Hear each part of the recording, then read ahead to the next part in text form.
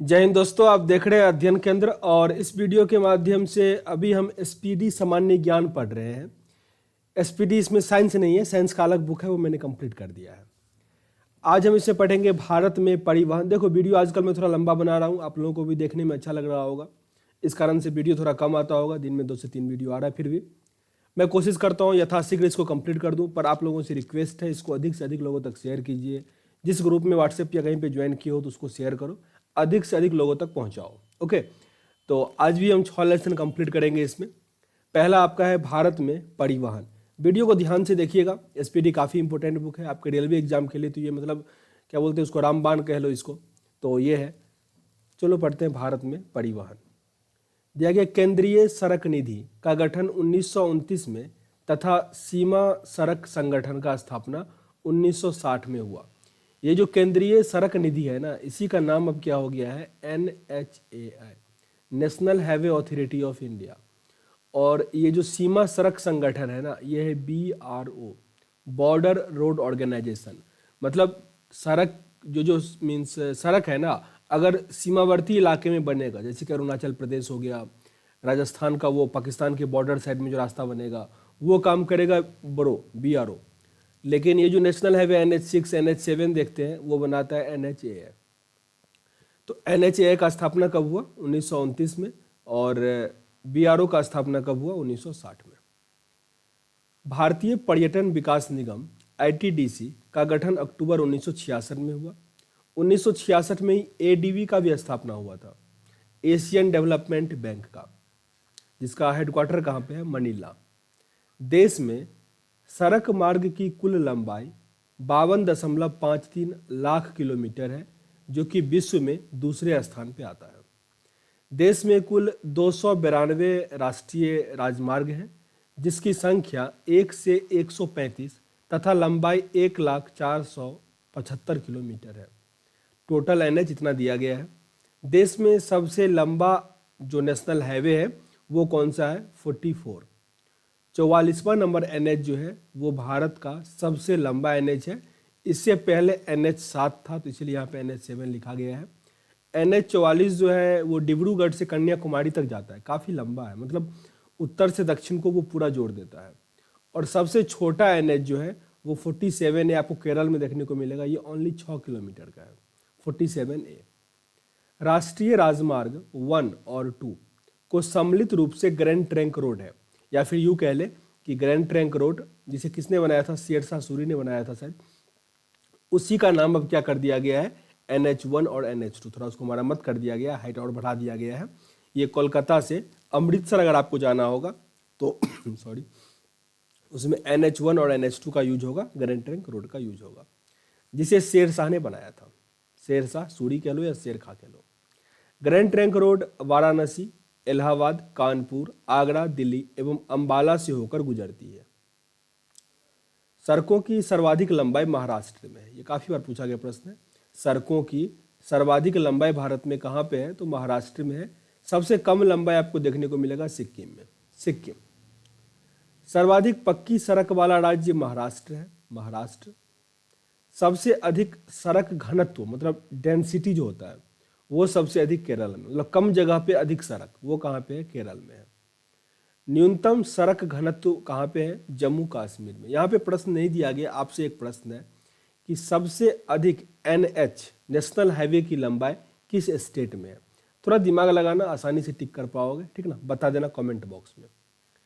जो सबसे पहले बताएगा उसका जो कमेंट होगा वो हम पिन अप कर देंगे, मतलब वो सबसे पहले ऊपर दिखेगा। सर्वाधिक कच्ची सड़क वाला राज्य कौन सा है, ओडिशा है। सर्वाधिक कच्ची सड़क वाला राज्य कौन सा है, ओडिशा है। रोड रिसर्च इंस्टीट्यूट नई दिल्ली में है। रोड रिसर्च इंस्टीट्यूट का हेडक्वार्टर कहाँ पे है, न्यू दिल्ली में है। भारत के लक्षद्वीप में सड़क नहीं है, भारत के लक्षद्वीप में सड़क है ही नहीं। भारत मीन्स एक द्वीप जैसा छोटा सा। भारत में वायु परिवहन की शुरुआत 1911 में हुई और पहला फ्लाइट चला था इलाहाबाद से नैनी तक। ये इलाहाबाद से नैनी तक डाक सेवा चला था पहली बार, ओके। तो 1911 में चला था। 1912 से याद रखोगे, भारत का राजधानी कोलकाता से दिल्ली हुआ था और 1911 में वायु परिवहन स्टार्ट हुआ। बिहार का स्थापना भी 1911 में ही हुआ था। वायुदूत की स्थापना, देखो ये जो वायुयान से हमको एक याद कर लो, ये पवन हंस एक होता है। पवन हंस तो चलो सही है, एक और होता है गगन परियोजना। हाँ, गगन परियोजना। ये क्या होता है, जैसे रोड पे ट्रैफिक का काम होता है ना, ट्रैफिक सिग्नल्स, तो एरोप्लेन को या हवाई जहाज को जो रास्ता दिखाता है, ट्रैफिक दिखाता है, वो काम किसका है, गगन परियोजना का।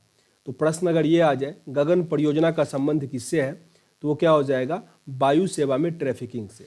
और एक मैंने कहा पवन हंस क्या होता है, तो ये एक टाइप होता है, जैसे एयर इंडिया एयरवेज है ना, वैसे एक पवन हंस एक टाइप होता है कि अगर आपको इंडिया में इमरजेंसी है, जैसे नेता को क्या होता है इलेक्शन के टाइम में, हमको भाषण देने के लिए जाना, इमरजेंसी है, तो वो तब पवन हंस का हेलीकॉप्टर लेगा, ठीक ना।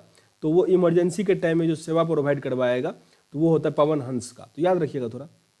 अच्छा, एक टर्म और भी यहाँ पे एक आया हुआ था, वास्ट्रा अभी आया था, मैंने एक प्रश्न देखा था, उसे पूछा था वास्ट्रा 2020 क्या है, ठीक ना। अब ऐसे प्रश्न पूछे जाते हैं।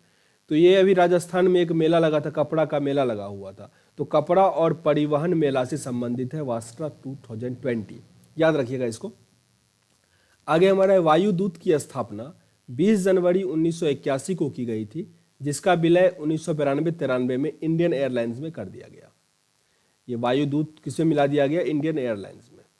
एयर इंडिया की स्थापना 1953 में हुई थी। एयर इंडिया की स्थापना 1953 में हुआ था। एशिया का सबसे बड़ी हेलीकॉप्टर सेवा पवन हंस, यहाँ पे लिखा गया है पवन हंस, इसका स्थापना कब हुआ था, 15 अक्टूबर 1985। 15 अक्टूबर 1985, याद रखिएगा।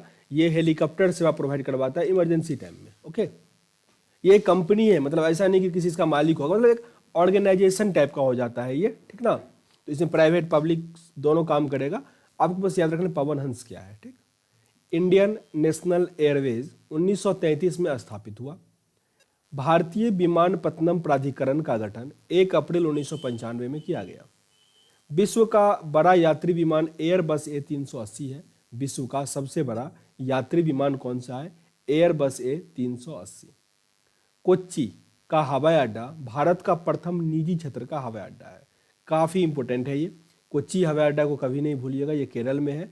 ये पहला एट फर्स्ट तो निजी क्षेत्र का हवाई अड्डा है, और साथ ही ये दुनिया का पहला हवाई अड्डा है जो पूरी तरह से सोलर पैनल पर ऑपरेट होता है, सौर ऊर्जा पे ऑपरेट होता है कोच्चि एयरपोर्ट। भारतीय जहाज रानी निगम लिमिटेड की स्थापना 2 अक्टूबर 1961 को हुआ था। जहाज रानी निगम लिमिटेड का स्थापना कब हुआ, 2 अक्टूबर 1961 को। भारतीय जहाज रानी के बेड़ों की दृष्टि से विश्व में स्थान 17वां और एशिया में कैमा स्थान है, दूसरा स्थान है। भारत में 13 बड़े और 200 छोटे बंदरगाह, 13 बड़े और 200 छोटे बंदरगाह है। देश का सबसे बड़ा बंदरगाह कौन सा है, मुंबई है। सबसे बड़ा बंदरगाह मुंबई महाराष्ट्र का। और सबसे जो गहरा बंदरगाह है, गहरा डीपेस्ट, वो कौन सा है, पोरबंदर, सॉरी पोरबंदर नहीं होगा, विशाखापत्तनम, विशाखापत्तनम, ठीक ना, विशाखापत्तनम। मुंबई में नाहवा सावा, जिसको जवाहरलाल नेहरू बंदरगाह भी कहते हैं, यह देश का सबसे नवीनतम और आधुनिक बंदरगाह है। प्रश्न आ जाएगा कि सबसे नवीनतम या आधुनिक बंदरगाह किसे कहा जाता है, तो मुंबई का नाहवा सावा या जवाहरलाल नेहरू बंदरगाह, दोनों एक ही है। कांडला गुजरात का एक ज्वारीय बंदरगाह है, ज्वारीय बंदरगाह है, जिसे मुक्त व्यापार के लिए घोषित किया गया। ज्वारीय बंदरगाह तो वहाँ पे ज्वार आता है, और ज्वार के कारण ही वो बंदरगाह बना हुआ है, ठीक ना, इसीलिए इसको ज्वार बंदरगाह कहा जाता है, कांडला गुजरात का। सबसे पुराना और कृत्रिम बंदरगाह चेन्नई का है। चेन्नई बीच भी भारत का सबसे बड़ा बीच है, चेन्नई। मुंबई एवं कोच्चिन के बंदरगाह प्राकृतिक है, नेचुरल है। पहला रासायनिक बंदरगाह दाहेज गुजरात का है। देश का सबसे गहरा बंदरगाह विशाखापत्तनम आंध्र प्रदेश का है। बड़ा पृष्ठ प्रदेश वाला बंदरगाह कोलकाता है। बड़ा पृष्ठ वाला बंदरगाह कौन सा है, कोलकाता। देश का प्रथम निजी क्षेत्र में स्थापित बंदरगाह कौन सा है, कामराज, जिसका पुराना नाम क्या था, एन्नोड। ये आपको चेन्नई में मिलेगा। आगे यह दिया गया भारतीय प्रतिरक्षा, भारतीय प्रतिरक्षा। उससे पहले एक प्रश्न और, मीन्स कल मैंने एक प्रश्न देखा तो उसमें आया था कि सबसे पुराना उच्च न्यायालय कौन सा है।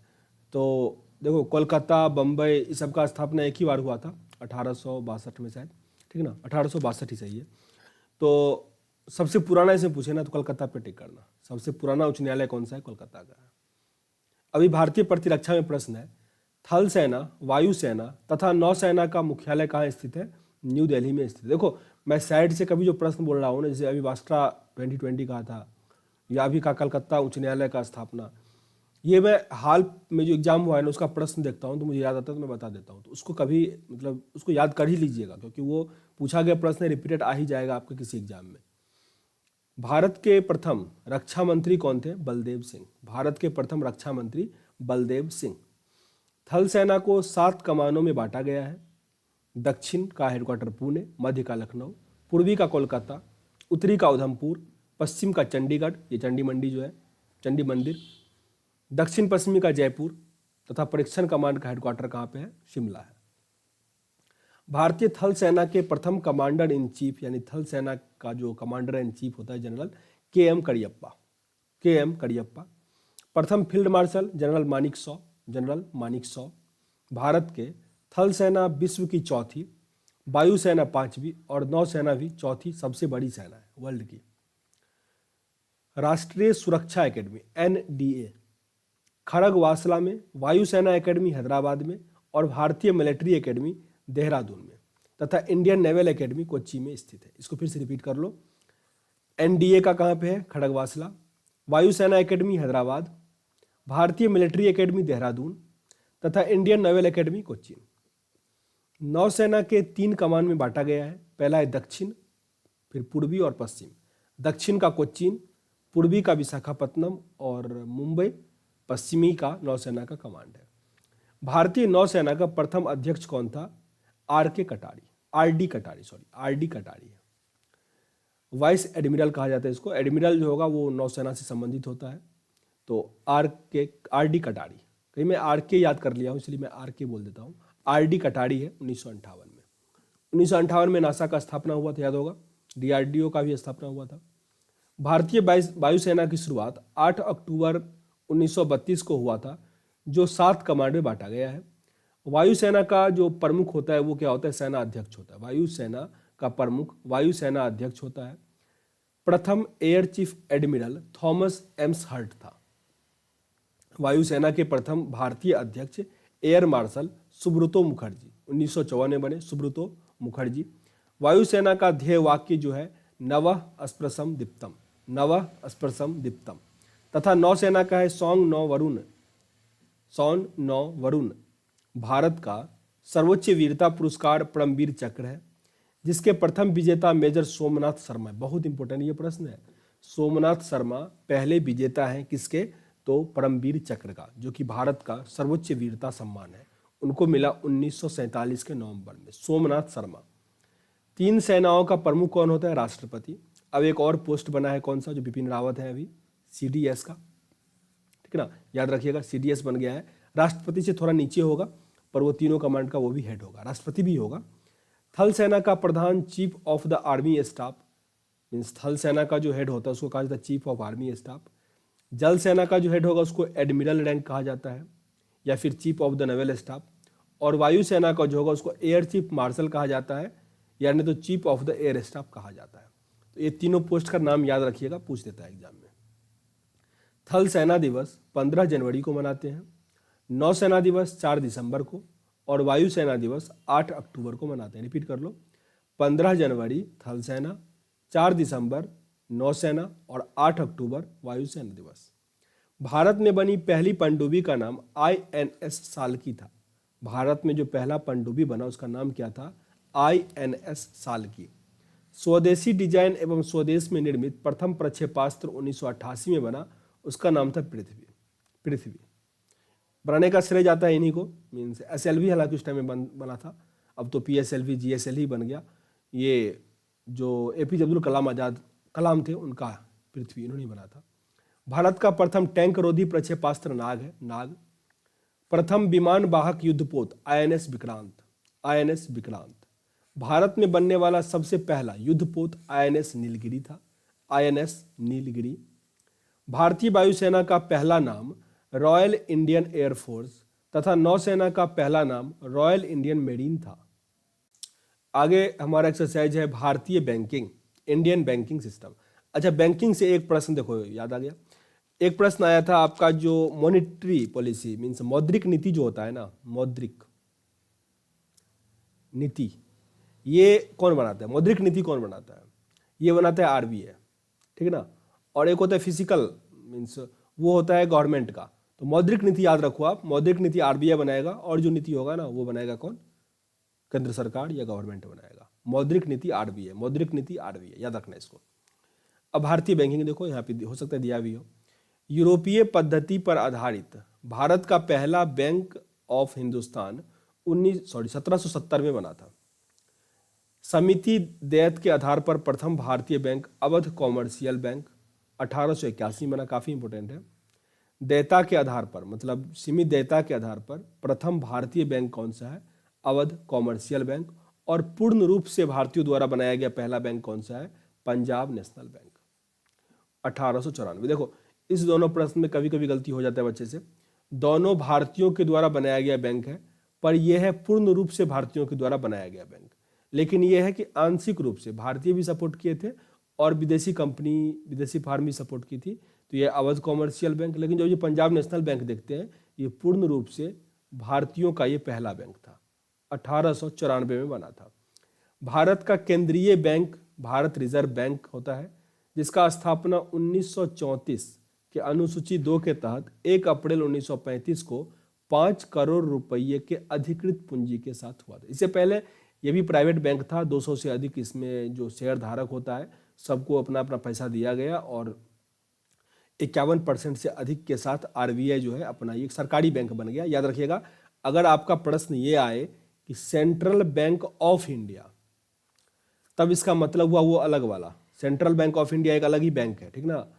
अगर ये आ जाए सेंट्रल बैंक इन इंडिया, तब समझना रिजर्व बैंक की बात की जा रही है, ठीक है ना। इन और ऑफ में थोड़ा अंतर है यहाँ पे, इन अगर होगा तो आरबीआई की बात की जा रही है। दोनों का हेडक्वार्टर मुंबई में ही है, ऑफ इंडिया जहाँ भी लगा है उसका हेडक्वार्टर मुंबई है, जैसे सिडबी हो जाए कुछ भी है, ऑफ इंडिया लगा है ना तो वो हेडक्वार्टर मुंबई है।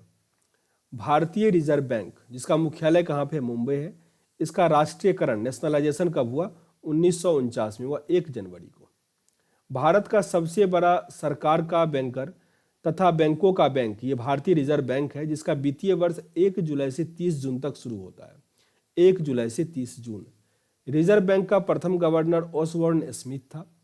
भारतीय गवर्नर सीडी देशमुख थे तथा प्रथम महिला डिप्टी गवर्नर केजी उदेसी थी। अभी तक जो मेन गवर्नर होती है वो कोई भी महिला नहीं बनी है। केंद्र साथ ही अभी तक कोई भी जो कंट्रोलर एंड ऑडिट जनरल होता है ना वो भी कोई महिला नहीं बनी है इंडिया में। साथ ही जो सुप्रीम कोर्ट का जज होता है वो भी कोई महिला अभी तक नहीं बनी है। 3 पोस्ट अभी तक महिला ने हासिल नहीं किया है। केंद्रीय बैंकिंग जांच समिति की स्थापना 1931 ईस्वी में हुआ था। केंद्रीय बैंकिंग जांच समिति की स्थापना 1931 में हुआ था। 1921 में 3 प्रेसिडेंसी बैंकों को मिलाकर इंपीरियल बैंक की स्थापना की गई। 1921 में 3 प्रेसिडेंसी बैंक को मिलाकर इंपीरियल बैंक की स्थापना की गई। बाद में यही इंपीरियल बैंक 1955 में इसका राष्ट्रीयकरण होता है और यही क्या हो जाता है, स्टेट बैंक ऑफ इंडिया बन जाता है। ये किसकी अनुशंसा पे था, तो गोरेवाला कमेटी। गोरेवाला कमेटी याद रखिएगा, ये स्टेट बैंक के राष्ट्रीयकरण से संबंधित था। भारत का सबसे बड़ा व्यावसायिक बैंक कौन सा है, एसबीआई है। 19 जुलाई 1969 को पहली बार 14 बड़े व्यापारिक बैंक जिसका जमा पूंजी 50 करोड़ से अधिक था उसका राष्ट्रीयकरण कर दिया गया इंदिरा गांधी के टाइम में।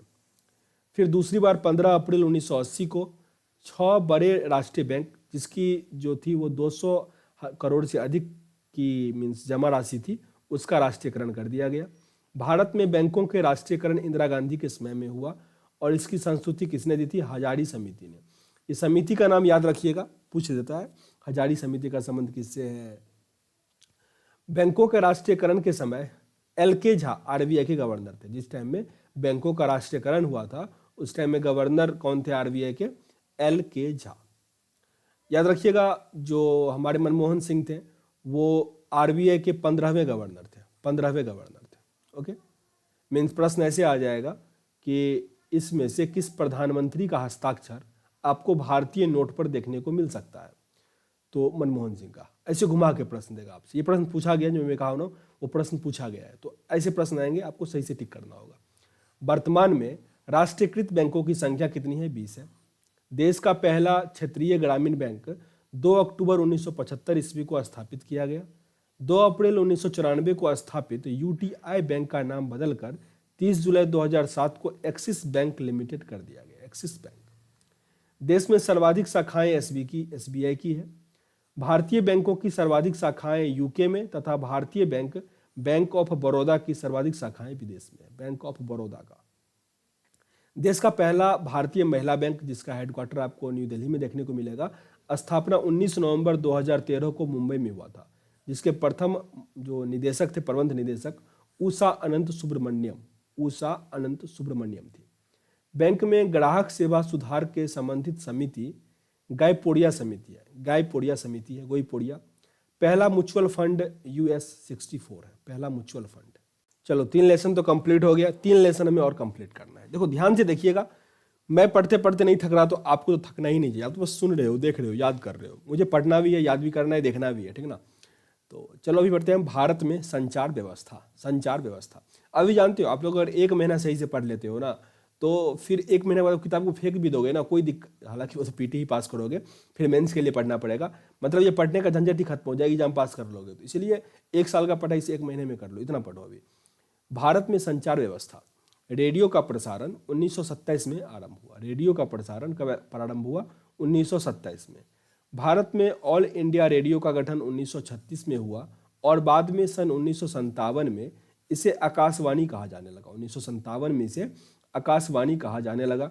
भारत में सर्वप्रथम डाक सेवा 1837 में आरंभ हुआ। 1837 में पहला डाक सेवा शुरू हुआ भारत का, 1837 में। पहला डाक टिकट कराची में 1852 में जारी हुआ, जबकि पहली अखिल भारतीय डाक टिकट जो है 1854 में जारी हुआ। डाक विभाग का स्थापना 1854 में हुआ। मनी ऑर्डर सेवा 1880 में प्रारंभ हो गया। भारत में प्रथम हवाई डाक सेवा जो इलाहाबाद से नैनी तक पहली बार भारत में प्लेन चला, 18 फरवरी 1911 में शुरू हुआ था। भारत में डाक जोन टोटल 8 है। पिन कोड 15 अगस्त 1972 से प्रारंभ हुआ। पिन कोड 6 डिजिट का होता है भारत में। स्पीड पोस्ट सेवा की शुरुआत 1986 से हुआ, 1986 में। डाक जीवन बीमा का प्रारंभ 1884 में हुआ। रेल डाक सेवा 1863 ईस्वी में प्रारंभ कर दिया गया। रेल डाक सेवा 1862 में शुरू होता है, 1863 में। भारत में प्रथम डाकघर 1727 में कोलकाता में ईस्ट इंडिया कंपनी द्वारा खोला गया था। 1727 में कोलकाता में खोला गया था। भारत में सर्वप्रथम टेलीग्राफ लाइन मतलब तार सेवा 1851 में कोलकाता में डायमंड हार्बर के बीच शुरू हुआ था। टेलीफोन सेवा का आरंभ 1881-82 में कोलकाता से ही हुआ। टेलीफोन सेवा 1881-82 से हुआ। दूरदर्शन की प्रथम उद्घोषणा प्रतिमा पुरी थी। प्रसार भारती का गठन 1997 में हुआ। प्रसार भारती का गठन 1997 में हुआ। भारत का प्रथम समाचार पत्र बंगाल गजट कोलकाता से 29 जनवरी 1780 में प्रकाशित हुआ, जिसके संस्थापक जेके हिक्की थे। जेके हिक्की। हिंदी में प्रथम समाचार पत्र उदंड मार्तंड का प्रकाशन 30 मई 1826 को हुआ था, जिसके संपादक पंडित युगल किशोर शुक्ल थे। पंडित युगल किशोर शुक्ल। 18 मई 1988 से राष्ट्रीय चैनल शुरुआत हुआ। भारत में टेलीविजन यानी दूरदर्शन की शुरुआत 15 सितंबर 1959 से दिल्ली में हुआ। 1959 15 सितंबर 1982 से राष्ट्रीय प्रसारण प्रारंभ हुआ और रंगीन प्रसारण मतलब जो कलरफुल होता है ना वो शुरू हुआ। डायरेक्ट टू होम DTH सेवा की शुरुआत 2004 में 16 दिसंबर से शुरू होता है, जिस पर मैच हुआ था ऑस्ट्रेलिया और भारत का फाइनल मैच था वर्ल्ड कप। भारत संचार निगम लिमिटेड BSNL का आरंभ 1 अक्टूबर 2000 को हुआ। MTNL की स्थापना अप्रैल 1986 में हुई थी। इंटरनेट की शुरुआत जनवरी 1995 में हुई। काफ़ी इंपॉर्टेंट है ये। इंटरनेट का शुरुआत कब हुआ? 1995 में हुआ। और देख लो काफ़ी कितना जल्दी फैल गया। सेलुलर फ़ोन सेवा 1995 में आरंभ हुआ। भारत में सर्वप्रथम STD सेवा का प्रारंभ 26 नवंबर 1960 को कानपुर तथा लखनऊ के मध्य हुआ था। मोबाइल नंबर पोर्टेबिलिटी MNP सुविधा पूरे देश में 20 जनवरी 2011 से उपलब्ध हो गई। सर्वप्रथम ये 25 नवंबर 2010 के हरियाणा में ये शुरू हुआ था।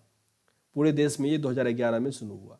भारत की सबसे बड़ी समाचार पत्र एजेंसी जो है press trust of India PTI की स्थापना 27 अगस्त 1947 में। PTI जो है गवर्नमेंट की है, ठीक ना।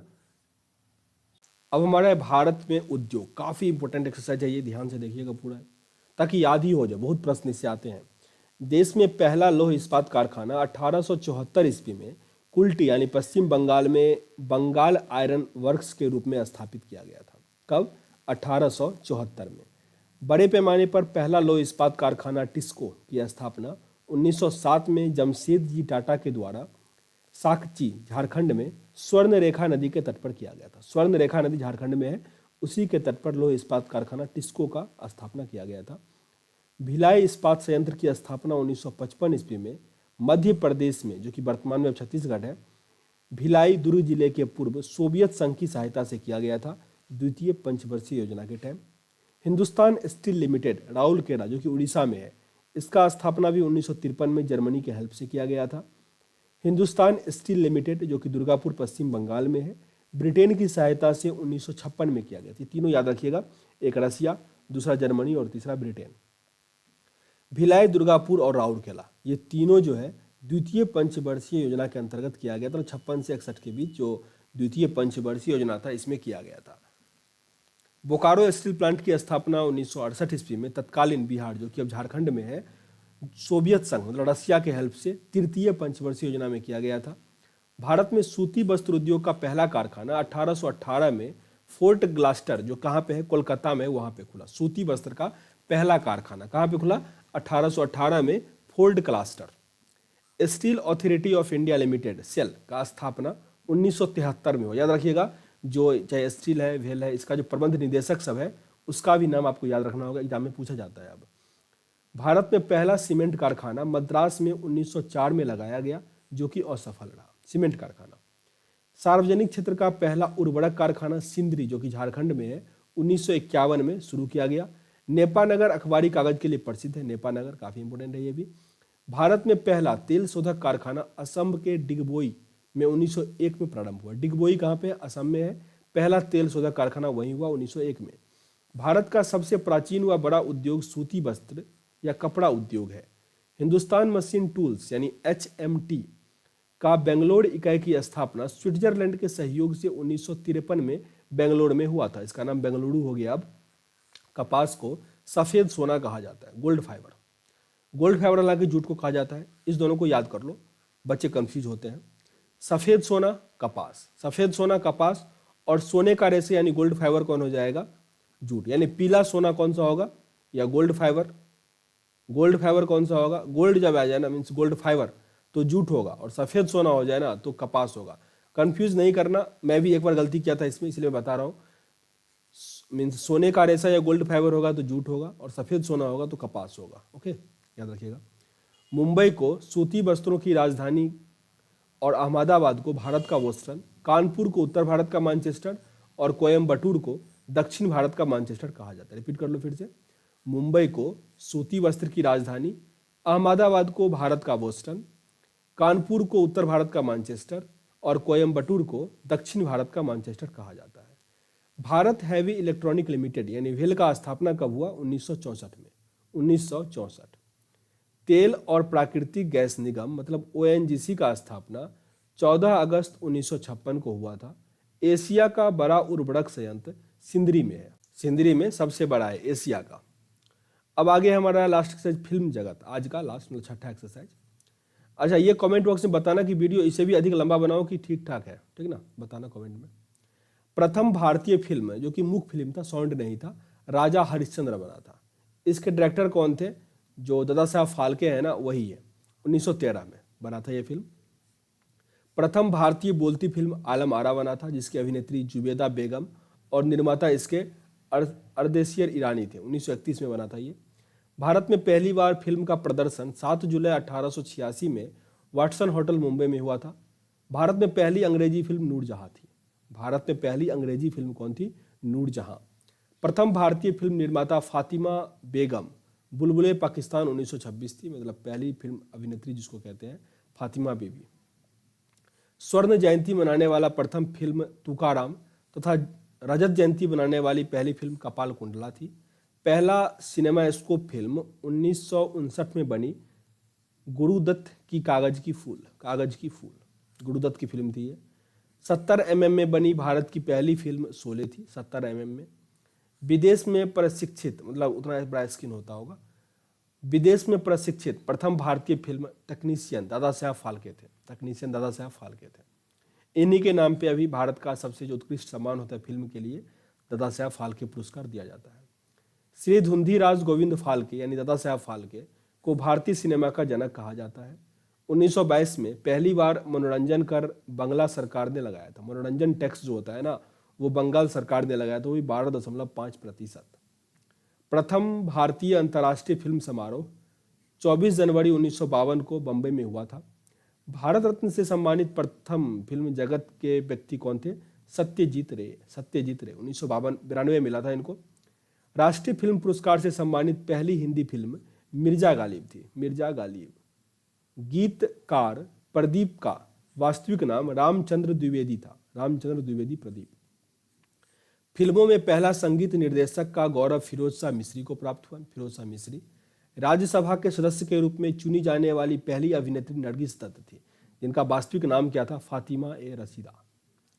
दादा साहब फाल्के पुरस्कार 1969 में सिनेमा के क्षेत्र में दिया जाता है। स्टार्ट हुआ 1969 में, जिस वर्ष इसरो का स्थापना हुआ। मैं हर सेट में बोल देता हूँ कि इसरो का स्थापना 1969 हुआ है, फिर भी कमेंट बॉक्स में कल मैं एक देख रहा था, एक ने लिख दिया 1959 शायद, और वो हम ही को ही गलत बोल रहा है। मतलब इतना मैं पढ़ा रहा हूँ, फिर भी यार ध्यान से पढ़ो, और क्या कहूँगा मैं।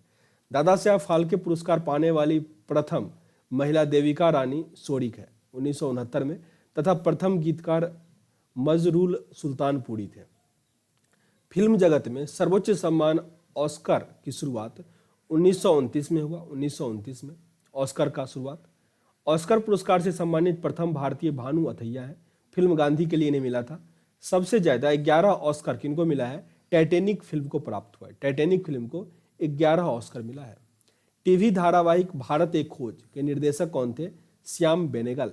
भारत की प्रथम ऑस्कर पुरस्कार 1982 में विजेता फिल्म गांधी थी, जिसके निर्देशक रिचार्ड एटनबरो थे, तथा गांधी की भूमिका वेन किंग्सले ने निभाई थी। तो ये आपका आज भी 6 लेसन कंप्लीट हुआ। उम्मीद करते हैं यहाँ से कुछ सीखने का मौका मिला होगा और आपके एग्जाम में हेल्प करेगा। सेशन अगर अच्छा लग रहा हो तो लाइक और शेयर जरूर करें। नहीं पसंद आ रहा हो तब तो कोई बात नहीं, डिसलाइक भी करो, पर कारण जरूर बताओ ताकि वीडियो को इंप्रूव कर पाए। मिलते हैं नेक्स्ट वीडियो में, तब तक के लिए जय हिंद।